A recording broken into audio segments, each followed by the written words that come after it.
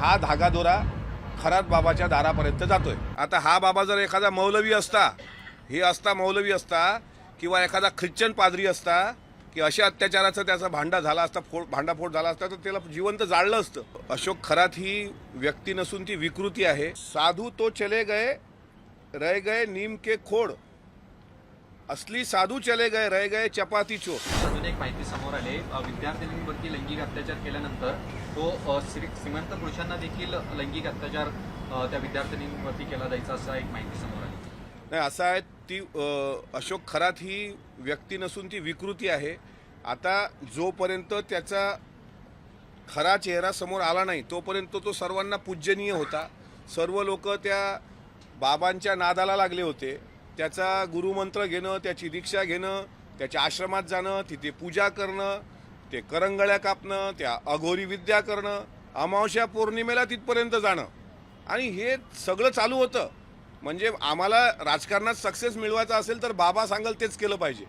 बाबांनी जर म्हटलं ना ही घाण आहे ही खा तरी खा, पण बाबाचा खरा चेहरा पुढे आल्यानंतर सर्व आता ते तक्रारी द्यायला लागलेत। म्हणजे असं आहे की ज्या तुकारामांनी, ज्या गाडगे बाबांनी आणि ज्या नरेंद्र दाभोळकर सरांनी आपला जीव लावला या गोष्टी करता की समाज दुरुस्त झाला पाहिजे, याचं कारण एक आहे, तुकाराम, गाडगे बाबा, नामदेव महाराज, ज्ञानेश्वर माऊली हे संत आता आउटडेटेड होतील अशी परिस्थिती निर्माण होत असताना हे जे नकली आहेत हे आता पुढे आलेत। आणि हा एक आहे सॅम्पल, असे अनेक सॅम्पल आहेत महाराष्ट्रामध्ये।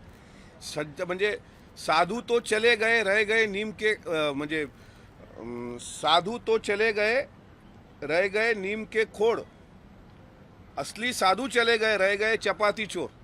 म्हणजे हे जे लोक आहेत ही लोकांचं शोषण करणारे हे गुंडे मवाली आज धर्माचा बुरखा पांघरत आहेत। आणि जे धर्म खतऱ्यात म्हणून ओरडत होते ना अनेक लोक, हिंदू धर्म धोक्यात आहे। आता हा बाबा जर एखादा मौलवी असता, मौलवी असता किंवा एखादा ख्रिश्चन पादरी असता की अशा अत्याचाराचं त्याचा भांडाफोड झाला असता तर त्याला जिवंत जाळलं असतं। पण तो अशोक खरात आहे म्हणून त्याचं पाप झाकून घ्यायचं आणि त्याच्याबद्दल चकार शब्द बोलायचा नाही। अरे ही कोणतं तुमचं बेगडी प्रेम हिंदुत्वाचं? तुकाराम महाराजांच्या अभंगामध्ये या बुवा महाराजांचा म्हणजे भगवे वस्त्र जरी, भगवे श्वान जरी सहज वेश त्याचा, मध्ये एखाद्या श्वानाचा जर भगवा बिगवा रंग असेल, श्वानाचे रंग असतात, तर तो साधू जसा होत नाही तसा साधुत्वाची व्याख्या तुकोबांनी जे का रंजले गांजले अशी केलेली आहे। म्हणजे याच्यावर बोलायचं असलं तर सभागृहामध्ये एक दिवस मी बोलू शकतो माझा, कारण संत साहित्याचा अभ्यास आहे। पण असे बाबा जे तुकडोजी महाराजांनी सांगितलं की झटका दिया जब हाथ को पेड़ा मिठाई ला दिया, हा छूछावाला बाबा होता। खाली उंगली को घिसो अत्तर सुगंधी पा लिया, ये तो जादूगर भी कर सके क्या संत कहना है उसे, याद रखना भाइयों ये गुरु नहीं गुरगुर है, कुत्ते भी कुछ ठीक है पर ये लुबाडे शूर है। यांच्यापेक्षा कुत्रे पुरले हे तुकडोजी महाराजांनी सांगितलं या महाराष्ट्रात। त्या महाराष्ट्रात अशा बाबांची पैदास होणं, मला असं वाटते आता हे निर्जंतुकीकरण करणं महत्त्वाचं आहे। सरकारने एक स्पेशल अध्यादेश काढावा। अंधश्रद्धा निर्मूलन समितीच्या चळवळीची का आवश्यकता आहे? या विधानसभेच्या प्रिमायसेसमध्ये अंधश्रद्धेच्या बाबतीतली पुस्तकं वाटल्या गेली की नाही? जे बॉम्बस्फोटामधले आरोपी होते ते खुलेआम शबनम घेऊन फिरले का नाही? त्यांनी हिंदू आणि मुसलमान भेद करणारे पुस्तकं वाटले की नाही? विधान भवनवर बॉम्ब पडणार असा मेल आला, त्या दिवशी बॉम्बस्फोटातले आरोपी जेवण करत होते सभापतींच्या दालनामध्ये, हे मी पाहिले डोळ्यांनी। त्याच्यामुळे ह्यावर काही बोलायचं नाही आणि जीवाची किंमत मोजायची। तुम्ही मारू शकता माणसाला, पण महाराष्ट्र मारणारी ही जी पैदास आहे, पिलावळ आहे, यांना तुम्ही काय करणार? त्याच्यामुळे हे सगळं जे चालू आहे, आता फक्त महाराष्ट्र वाचवायचा असेल तर शिवशाहू फुले आंबेडकर विचारधारा वेगानं पुढे गेली पाहिजे।